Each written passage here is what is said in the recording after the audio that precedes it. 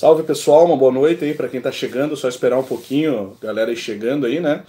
Vamos falar um pouco aí de um assunto interessante. Até nem compartilhei a live, né? Vamos ver se a galera vai ser notificada. Bom, eu quero falar de um assunto que eu tenho notado que muitas pessoas não compreendem, né? Ou, enfim, têm tido uma postura de ataque, uma postura de demonização completa em relação aos povos pagãos, ao chamado paganismo, né? É muito importante você notar uma coisa. Deixa eu só desligar aqui. Muito importante você notar uma coisa. Se alguém do grupo, ou se algum moderador chegou aí no Hangout, se puder, por favor, compartilhar nos grupos do WhatsApp, que eu acabei esquecendo aqui de fazer isso, tá, galera? É o seguinte. Os cristãos, especialmente protestantes, têm uma cisma com o paganismo, né? Tem uma cisma, e tudo aquilo que você fala que remete aos povos pagãos é algo que é demonizado, né? Passa a ser demonizado. E isso é um erro. Por que é um erro? Porque, na verdade, cara, 99, alguma coisa por cento dos cristãos são povos que eram pagãos. O cristão protestante, ele acha que ele tem que justificar tudo na Bíblia. Se não está na Bíblia, então não tem validade, né? Não tem valor. Só que tem um problema nessa lógica. Quando que a Bíblia começou a ser distribuída? Na Reforma Protestante. A Reforma Protestante acontece no século XVI. Ora, isso quer dizer que por 16 séculos, os cristãos não precisavam da Bíblia para ser cristãos. Eles convertiam-se por revelação, pelo testemunho dos santos. Eles se convertiam porque eles viam outros povos se convertendo. Muitos povos bárbaros, inclusive, se converteram assim. Eles já haviam dominado boa parte da Europa, mas haviam ordens monásticas cristãs que permaneceram após as invasões bárbaras, e vendo o testemunho de santos, muitos foram se convertendo. Vendo, enfim. Por quê? Porque povos pagãos também tinham profecias a respeito da chegada de um Salvador. Quando Constantino, no século IV, 300 alguma coisa ali, torna, melhor dizendo, o cristianismo como uma religião do Império Romano, aceita o cristianismo, né, como uma religião, ele justifica como? Ele justifica como uma cruz que ele viu no céu, né, sob este sinal, debaixo desse sinal, vencerás. Né?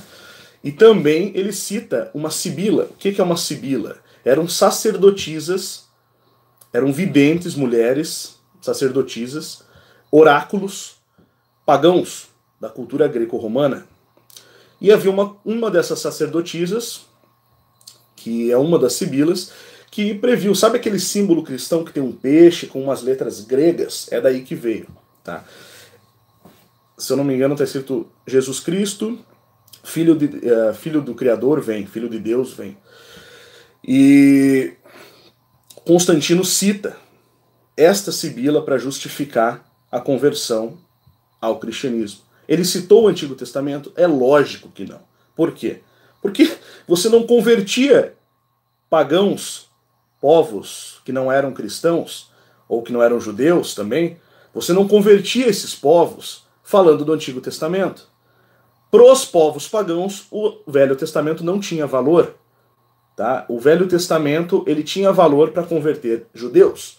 Você chegava lá com o Antigo Testamento para os judeus, mostrava, ó, aqui nas Escrituras, aqui em Isaías, aqui em Jeremias, está confirmado, aqui acontece, o Cristo foi levantado no madeiro, tal, está completa a profecia. Aí alguns judeus se convertiam, uma minoria dos judeus se converteu. Já os povos gentios, como eles chamavam todos os outros, os povos pagãos, né? Paganismo vem de camponês, vem de rústico, né? O termo pagão, mas não adiantava você chegar lá com o Antigo Testamento na Grécia Antiga e pregar para os pagãos assim. Pessoal, olha aqui o Antigo Testamento, provou, cara, é Cristo. Os caras iam falar, meu, enfia esse testamento naquele lugar, tá? não é assim que se convertia pagão. Não tinha valor para os povos pagãos a Sagrada Escritura judaica. A Torá, Tanakh, não tinha valor. Tá?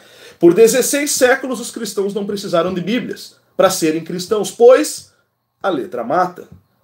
E quando o cristão passa, então, a usar a Bíblia, usar o Antigo Testamento para embasar a sua fé, começam a acontecer muitos absurdos. Começa a acontecer um relativismo conceitual. O relativismo conceitual, que eu citei nos vídeos anteriores sobre Kant, Immanuel Kant, que foi a estrutura filosófica por trás do iluminismo, né? Quando começam a relativizar conceitos, começando pela metafísica, começando por Deus.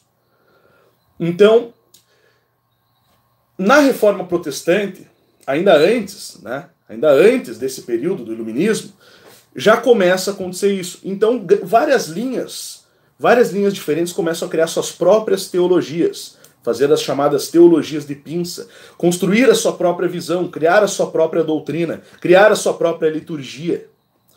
Por quê? Porque aí você começa a embasar a fé não mais na revelação, não mais no Espírito, não mais no testemunho dos santos, não mais na pregação do Evangelho, via oral, como era. Agora, a religião passa a se basear na Bíblia, quase como os judeus faziam com as leis judaicas, com as leis mosaicas. Então você começa a entrar num cristianismo, começa a ser construída as teologias legalistas, as teologias relativistas, as teologias, enfim, baseadas em letra, basicamente. Os povos pagãos, um exemplo que eu posso dar, Paulo, quando chega na Grécia, isso está escrito no livro de Atos, se eu não estou enganado, ele vai pregar para os gregos e ele cita o tal do Deus invisível. Por que ele cita o Deus invisível? Porque não adiantava ele chegar lá com a divindade dos judeus e falar, ó, esse aqui é o verdadeiro Deus que nós acreditamos e o filho dele veio. Vamos dizer assim, como Paulo pensava. Não, ele pega uma estátua lá do panteão de deuses gregos, né? E tem uma estátua lá que é o Deus invisível que não tem estátua, é só o palanque. Ele fala, ó, esse aqui é o Deus invisível. Esse aqui é o verdadeiro Deus, que o Deus é invisível. Quer dizer, ele usa uma divindade pagã para pregar o cristianismo. Porque lógico que o Deus invisível dos gregos não era o Deus invisível que ele acreditava, o mesmo Deus. Né? Não era um Deus que estava acima dos outros. O Deus que estava acima de todos pro panteão grego era Zeus, não o Deus invisível.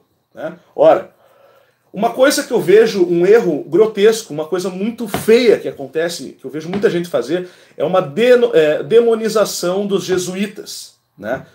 Eu vou fazer uma comparação aqui. Antes de eu falar isso, é importante se saber que os jesuítas, basicamente, eles tiveram algumas fases. Eles foram criados de determinada maneira, eles foram criados com um propósito, eles chegaram nas Américas, né, nos descobrimentos ali, para catequizar, para pregar o evangelho para os índios. Os primeiros jesuítas que vêm com os navegadores portugueses. Então eles chegam numa proposta onde eu já li bastante sobre isso, tá? E eu fico muito chateado quando eu vejo uma demonização sobre os jesuítas. Porque os primeiros jesuítas não eram iguais os jesuítas de agora, que hoje são o que são, por causa de uma infiltração completa da maçonaria na igreja, principalmente a partir do século XVIII. E já no século XVI, século XVII, né, 1600 e pouco, século XVII, já há uma mudança na ordem jesuíta. Por quê? Porque ali aconteceu um império muito grande, durante as expansões espanholas, onde os jesuítas já estavam dentro de um outro projeto, né? Um outro projeto de expansão, assim, quase que imperialista, vamos falar assim. Diferente daquela formação das repúblicas locais, dos burgos, que era orgânica no começo. Mas quando os jesuítas chegam na América, eles vão morar com os índios, eles vão aprender com os índios, eles passam a aprender a língua dos índios, e os índios, muitos desses índios, se interessam por aquilo que eles têm a dizer. Por quê?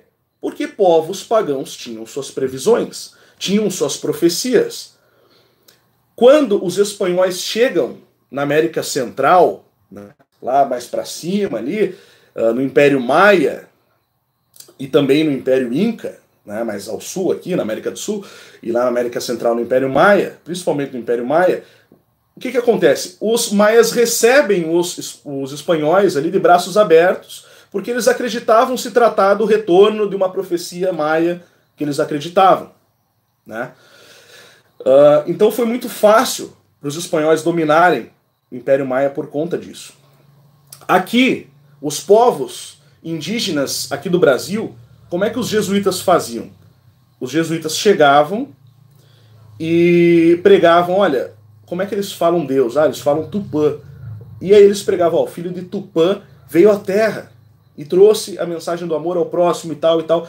E aprenderam a falar, criaram línguas para os índios entenderem, línguas unindo diversas línguas indígenas. Então foi assim que aconteceu. Após certo período, passa a acontecer uma expansão imperialista, uma expansão na Europa, onde um império modifica. Eu não vou poder me estender muito hoje, porque acabou de chegar aqui. Pessoal, eu vou ter que atender, então eu não vou poder me estender demais hoje, peço desculpa, tá? Mas, então, em determinado período, os jesuítas já passam a servir a outros propósitos. E depois do século XVIII, começa a infiltração da maçonaria na ordem jesuíta e acaba com a ordem jesuíta. Então é muito importante fazer a distinção entre os primeiros jesuítas, a segunda fase dos jesuítas e a terceira fase dos jesuítas, que é a fase atual, que dura até hoje, vamos falar assim.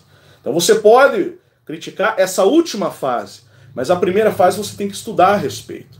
É muito importante isso, tá? Então, essa demonização dos povos pagãos é algo muito nocivo. Quando os americanos, né, quando os ingleses chegaram na América do Norte e começaram a fazer o chamado povoamento, como eles chamam, né, colônia de povoamento, a nossa era a exploração, né? A nossa que os caras vêm, os jesuítas vieram morar com os índios, criam as reduções. Inclusive teve um jesuíta que pega uma caravela e vai lá para Portugal, viajar de navio, voltou para o reino para pedir para a coroa mandar mais soldados para proteger as reduções, que eram as aldeias que os jesuítas formavam com os índios. Voluntariamente, os índios iam e participavam, começavam a cultivar, viver juntos e tal.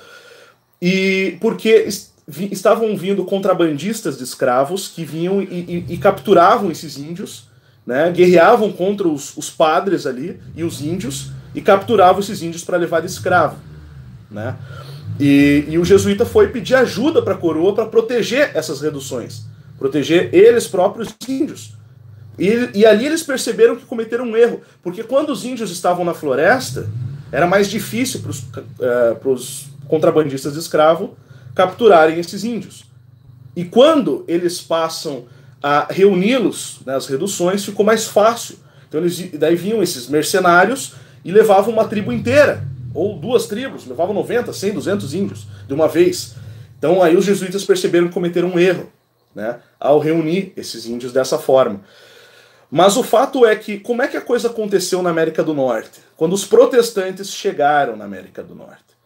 Bom, eles não quiseram nem saber. Eles atacaram, mataram, destruíram as tribos indígenas com muito mais violência do que foi feito aqui.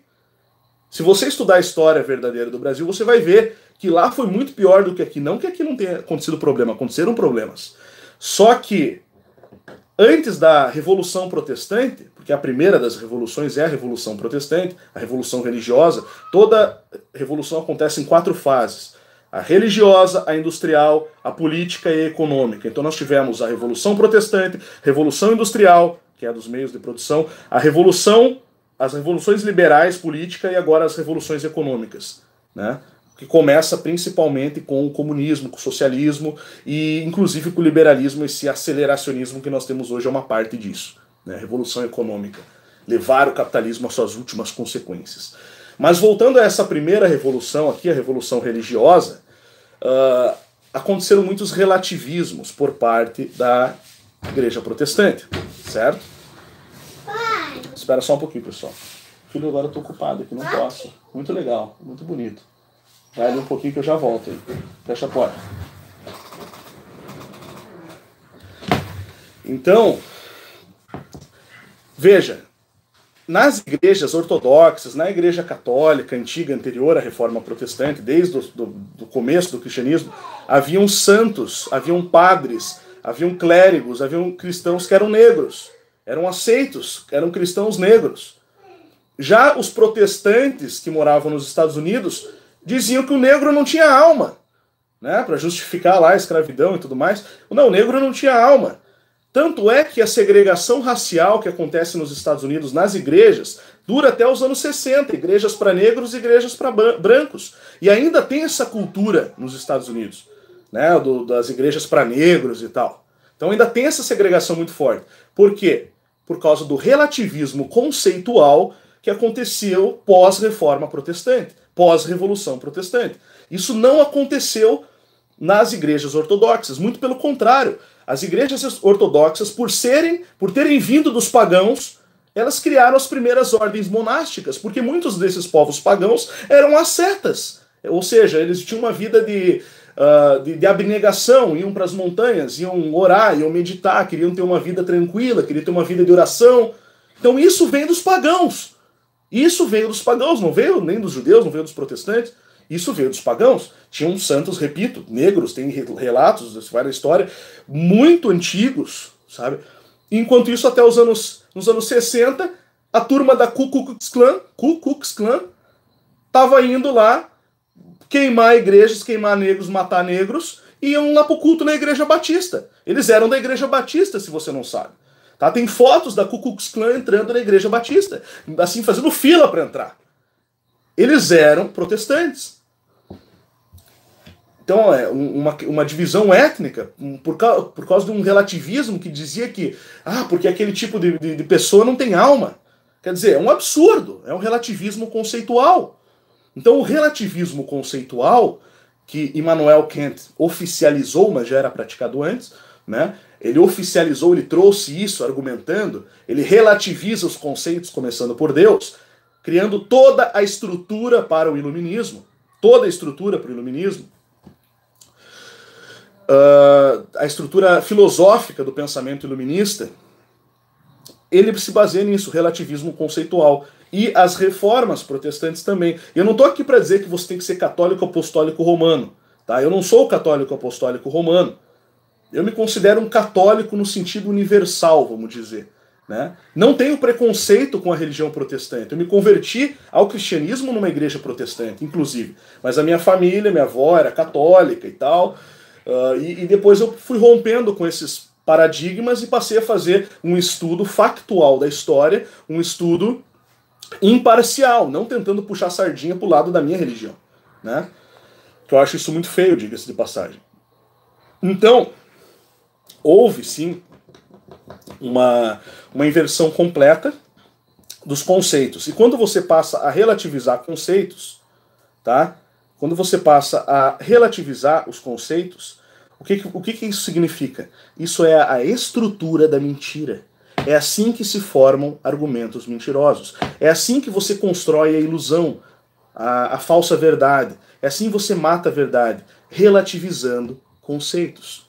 E isso aconteceu na história, isso aconteceu na igreja, isso aconteceu na transição para a era moderna, com o pensamento iluminista, onde você cria axiomas, não que os axiomas sejam de todo ruim, nós precisamos fazer axiomas muitas vezes para ter previsões. Os próprios cristãos tinham seus axiomas também, né, mas eram baseados na tradição. Um momento. Deus, não.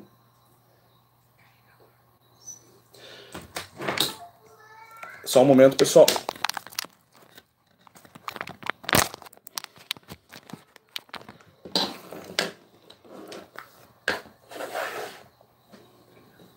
Só encosta a porta, por favor.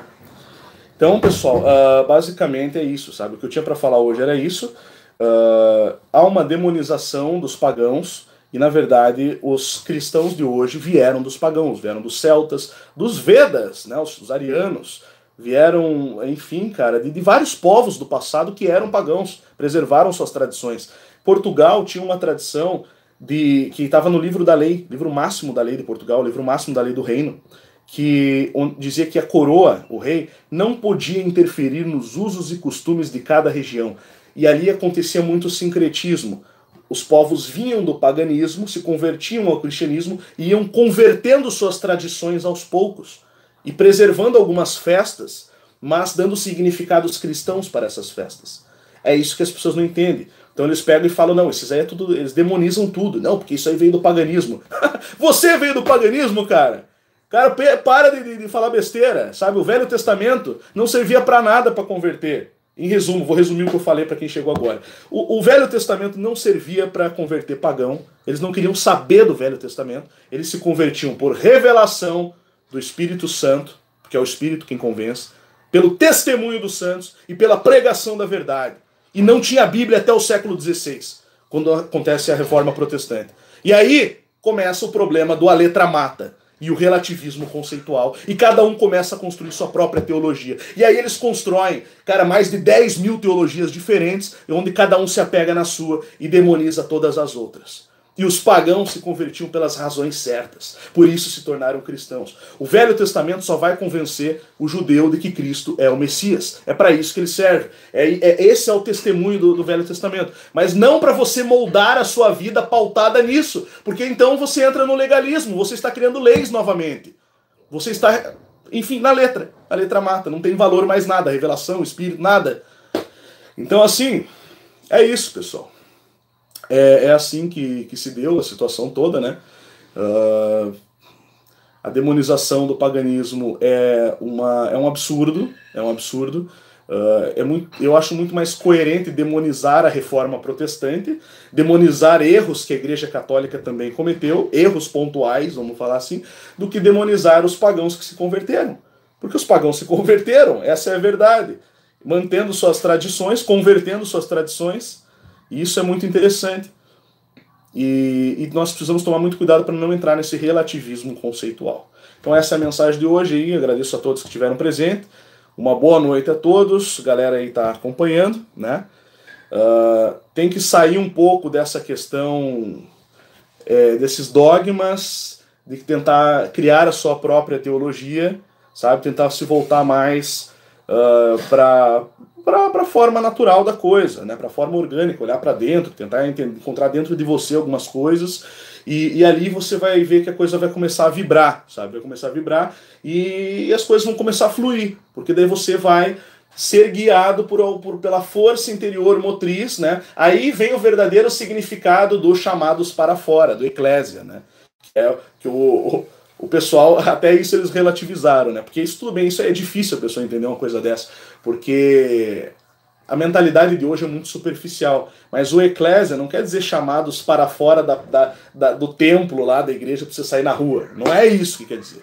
Eclésia quer dizer que é chamados de dentro dele, de dentro, né? Dentro de Deus, renascido em Deus, porque Cristo fala que você tem que renascer, nascer de novo, para fora, para se manifestar no mundo, para se expressar no mundo. E vou aproveitar para recomendar um livro aqui, né? Que inclusive é de um protestante, muito bom livro, do C.S. Lewis, que é o escritor, autor de Crônicas de Nárnia. Ele tem um livro chamado Cristianismo Puro e Simples. Recomendadíssimo. E é isso, pessoal. Uma boa noite a todos aí. Isso aí. Que Deus abençoe a todos.